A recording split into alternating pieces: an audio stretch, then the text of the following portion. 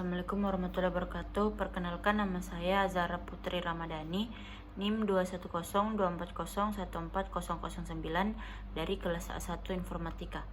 Di sini saya akan mempresentasikan materi saya, yaitu materi tentang top-down parsing. Dan saya akan membahas masing-masing 3 soal dan pembahasan dari materi saya. Top-down parsing. Top-down parsing adalah metode dalam analisis sintaksis yang dimulai dari simbol awal grammar dan berusaha menghasilkan string input dengan mengikuti aturan produksi secara bertahap. Proses ini dimulai dari simbol non-terminal, menggantikannya dengan aturan produksi yang sesuai, dan berlanjut hingga mencapai terminal yang sesuai dengan karakter dalam input string. Pendekatan ini sering menggunakan rekursi, di mana setiap simbol non-terminal diterjemahkan menjadi fungsi yang mencoba mencocokkan bagian dari string input. Namun top-down parsing memiliki keterbatasan, terutama dalam menangani grammar dengan left recursion, di mana parser dapat terjebak dalam rekursi yang tidak terbatas. Untuk mengatasi masalah ini, grammar biasanya diubah agar tidak memiliki left recursion. Meskipun sederhana dan mudah dipahami, top-down parsing kurang efektif pada grammar yang kompleks atau ambigu. Contoh soal yang pertama yaitu parsing string yang valid. Input AB, deskripsi proses parsing. Yang pertama dimulai dengan simbol awal S. Setelah itu parser mencoba untuk menggantikan S dengan aturan yang sesuai. Misalnya jika kita menggunakan aturan S ke AB, kita periksa bagian pertama A yang sesuai dengan karakter pertama A dalam input. Selanjutnya parser memeriksa bagian kedua B yang sesuai dengan karakter kedua B dalam input. Selanjutnya parsing berhasil dan input AB telah sepenuhnya diproses.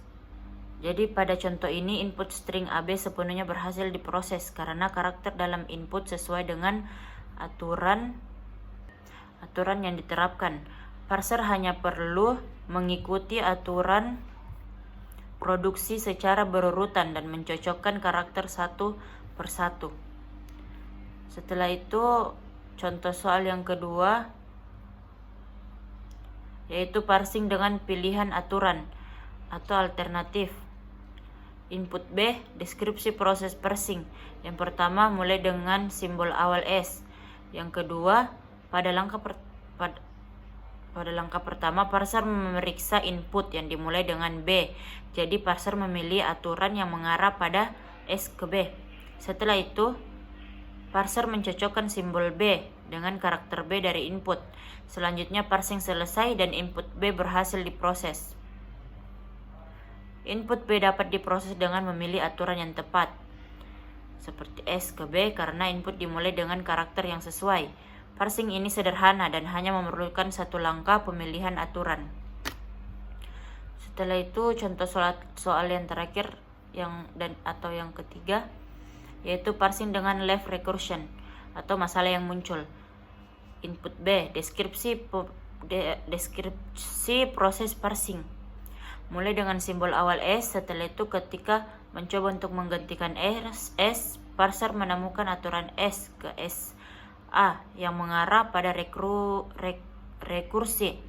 Ini menyebabkan parser mencoba untuk memproses S lagi dan lagi tanpa mencapai terminal.